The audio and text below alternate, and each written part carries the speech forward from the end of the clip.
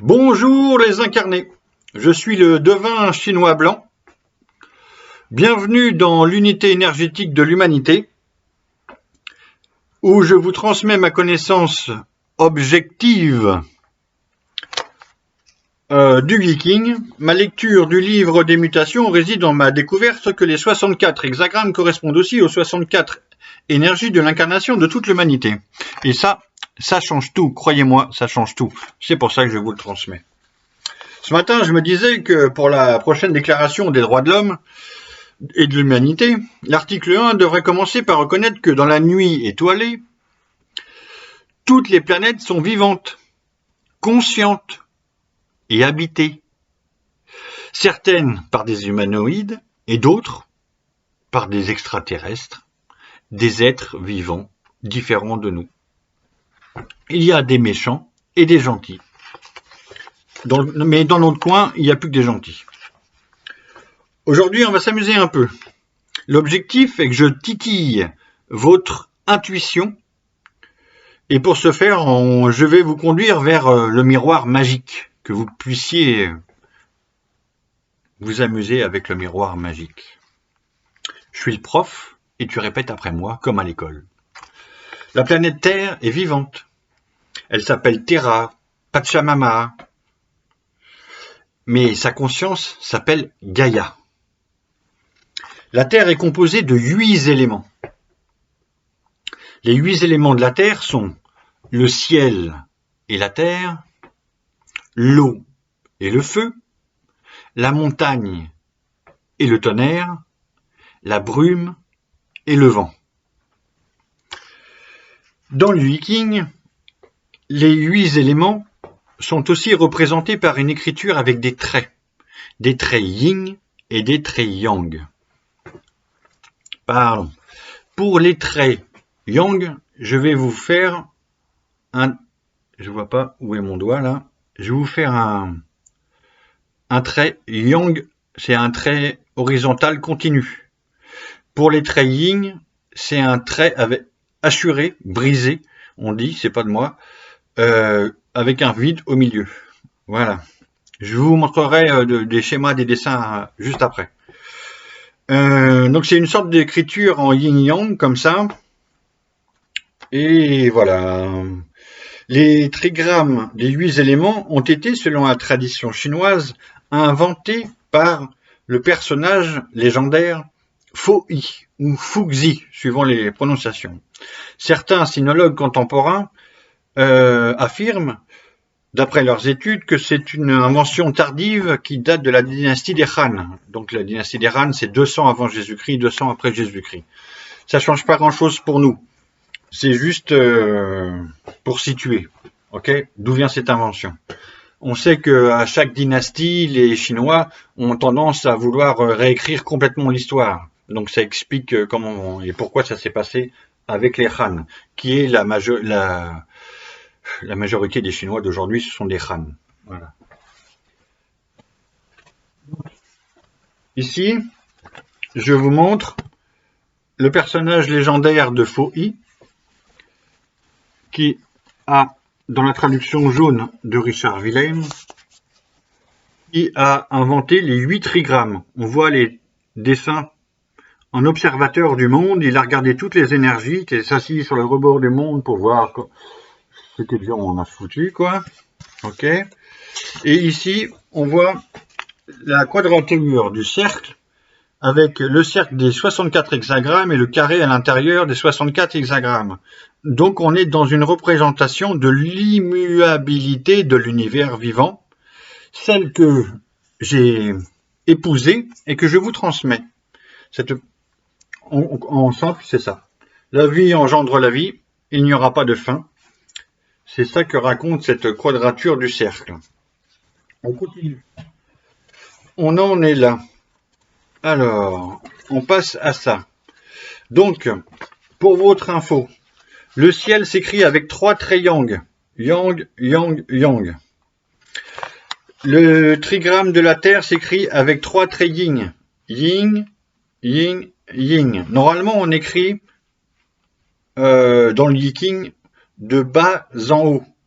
Moi, il y a des trigrammes que j'écris de bas en haut et d'autres de haut en bas. Je suis pas parfait. Le trigramme de l'élément eau, c'est un yin, yang, yin.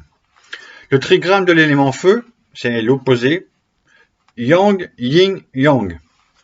Le trigramme de l'élément montagne, on voit le yang d'en haut, yang, yin, yin. Le trigramme de l'élément tonnerre, c'est un tonnerre qui sort du sol. C'est un yang en bas et 2 yin au-dessus, yin, yin. Le trigramme de l'élément vent, yang, yang, yin. Le trigramme de l'élément brume, yang, yang, yin. Voilà, je vous ai montré la quadrature du cercle. Et c'est comme dans la mythologie grecque avec Éole, Poséidon et compagnie, chaque élément a une conscience. Il est vivant, il a une conscience. Reste à les nommer, etc. Ça, c'est encore autre chose. C'est pour prendre conscience de la nature qui est vivante que je raconte ça. Je reviendrai sur les éléments vivants par d'autres, avec d'autres jeux, un autre jour, sur une autre vidéo. Chacun des 8 éléments possède aussi donc des qualités. J'appelle ça des qualités, c'est moi qui appelle ça. Il y a des tableaux, mais ils n'appellent pas ça comme ça. Qualités élémentaires, ce sont les qualités de la personne qui proviennent de ces éléments. Sachant que à 99% du temps, chaque personne est en osmose avec ces éléments. Ok ? Chaque personne va avoir un ou 2 éléments. 2 éléments, mais ça peut être 2 fois le même. Sur les 64, il y a 8 doubles. Ok ? Donc, je vous donne les qualités. Là, si vous voulez prendre des notes, après vous ferez votre petit tableau tout seul, qui existe là, je vais vous le montrer. Il est à la page 39 de la traduction rouge de Javary et Faure.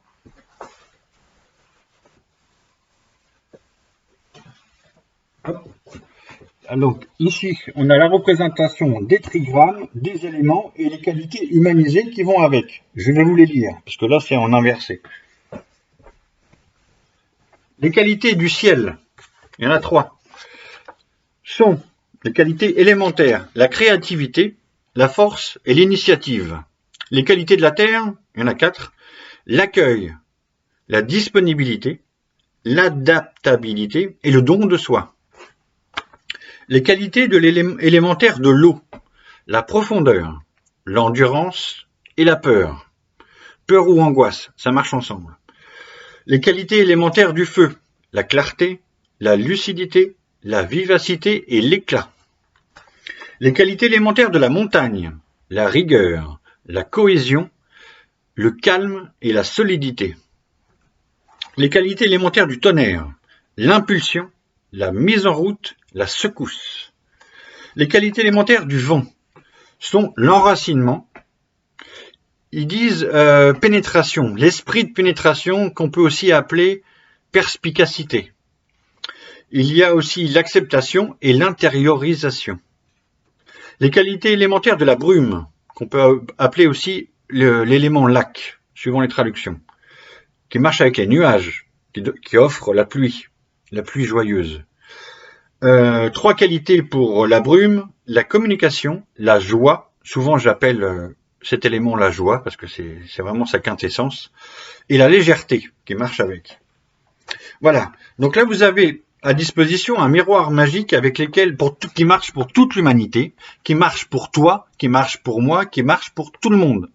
Tu peux jouer à savoir, à deviner, c'est ça le jeu, avec ton intuition, quels sont tes deux éléments, les 2 éléments qui composent ton énergie. Ceux de ton ami, ceux de ton mari, ceux de tes parents, ceux de tes enfants, tu peux jouer. Ok, ça va développer et c'est juste. Ok. Bon, on avance. Donc tu peux recopier ce tableau et jouer en famille. C'est un nouveau connais-toi toi-même, qui n'est pas grec mais qui est chinois. Et ça te permet aussi de mieux comprendre les autres, objectivement. Ok, chacun avec ses qualités élémentaires. Lorsque tu as deviné 2 éléments composant ton énergie, il y a un tableau qui t'aide à trouver ton hexagramme. Hexa 6, ça veut dire la figure où il y a les 6 traits yin et yang de ton énergie. Je te montre le tableau qui est dans Javary et Faure à la page 44-45, le tableau des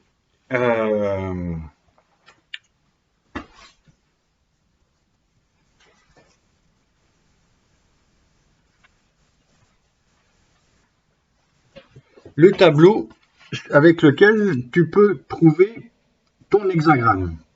Ok. Je peux pas te le faire en résumé, là c'est trop long.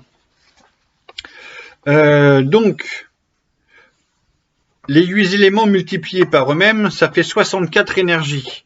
64 énergies, si je multiplie en même temps par 6 traits, on arrive à 384 traits. Et il y a une certaine perception du Yiking dans l'immuabilité des transformations qui consiste à considérer que le Yiking c'est 384 traits et un peu plus 1000 sentences divinatoires. Bon, je donne ça en intro, ça sera pour d'autres développements. Donc les yin et les yang se lisent de bas en haut, et suivant qu'un élément est en haut ou en bas, ça va donner une autre énergie. Je vous donne mon énergie pour exemple, pour que vous compreniez mieux comment ça marche, pour vous montrer. J'ai deviné mes deux éléments, ce sont le ciel et le feu. Le ciel en bas, le feu en haut. Mes qualités élémentaires sont donc l'initiative, la force et la créativité. Et grâce au feu, l'éclat, la lucidité, la vivacité et la clarté. Enfin, j'espère. Quand le trigramme du ciel est en bas et que le trigramme du feu est en haut, ça donne, on obtient l'énergie numéro 14, qui s'appelle grande réalisation. Ça, c'est mon énergie. Voilà. À partir de là, j'ai aussi inventé, pour s'amuser, une nouvelle forme poétique. Étant donné que le quatrain existe autant dans la poésie chinoise que la poésie française, j'ai inventé la forme du quatrain divinatoire. Donc, comme toute invention ou poétique, il y a des contraintes. Les contraintes du jeu, les règles du jeu, c'est qu'il faut nommer 1, la personne, il faut nommer 2, son énergie, il faut nommer 3, le numéro et le nom de son énergie, et il faut nommer 4, les deux éléments qui forment son énergie. Et après, on trace des traits de caractère pour cibler la personnalité, ou son œuvre, ou un fait, ou quelque chose. Ok. Pour ma part, j'ai écrit en alexandrin 14, la grande réalisation. Le devin chinois blanc, du feu dans le ciel, étoile filante apporte de l'éternel, commentaire du livre des mutations. Voilà, c'est tout simple, c'est pour s'amuser. On passe maintenant, vous avez compris les 8 éléments, vous avez compris les 8 trigrammes, vous avez aperçu les 64 hexagrammes, vous avez compris le miroir magique, vous avez abordé les qualités élémentaires et le quatrain divinatoire. On peut s'amuser maintenant aux devinettes.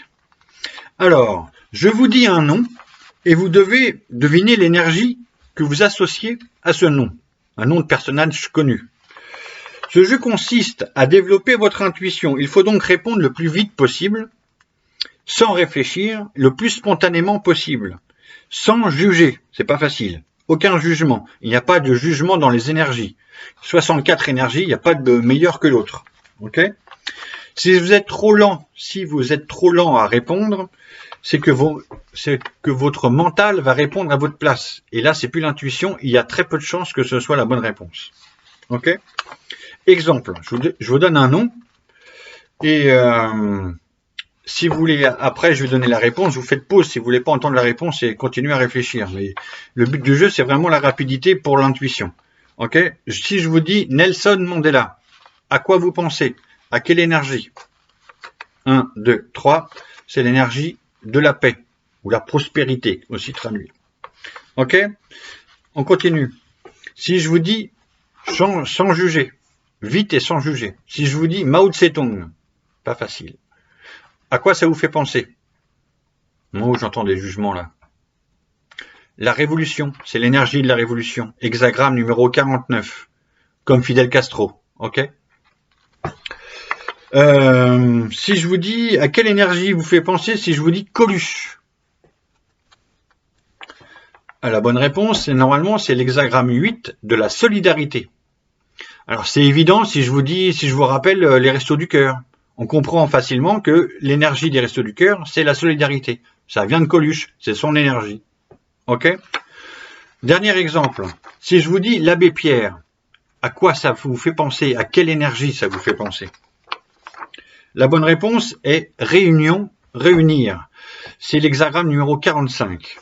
Alors, pour comprendre avec un petit peu de subtilité cette énergie 45 de la réunion de l'abbé Pierre, il faudra que je vous donne une anecdote à chaque fois pour chacune des 64 énergies. Je vous en donne une. On verra si je fais ça un autre jour. C'est pas sûr. C'est l'anecdote de Georges. L'abbé Pierre, il a à peine mis Emmaüs sur le fronton de sa porte, il y a quelqu'un qui frappe à sa porte. Bonjour, je m'appelle Georges, je sors de prison, j'ai effectué ma peine de 30 ans pour assassinat. Est-ce que vous pouvez m'aider? La réponse de l'abbé Pierre, non, je ne peux pas t'aider. Mais, tous les deux, peut-être qu'on pourra aider quelqu'un, un troisième. Voilà. Voilà comment Georges est devenu le premier compagnon de l'abbé Pierre et comment Emmaüs a commencé. Ok? Dieu avec vous, Emmanuel. Donc c'est la réunion. C'est ça l'esprit d'Emmaüs et de l'abbé Pierre, l'énergie de l'abbé Pierre, qu'on retrouve chez Saint François d'Assise, qu'on retrouve, je parlerai pas de répit. Oh, voilà. Ok. On continue. Maintenant on inverse, oui. Je vous donne le nom d'une des 64 énergies et vous devez nommer, selon vous, qui vit ou a vécu dans cette énergie. Alors, sur les 64 énergies, il y a des notions chinoises qui n'existent pas dans le langage courant français.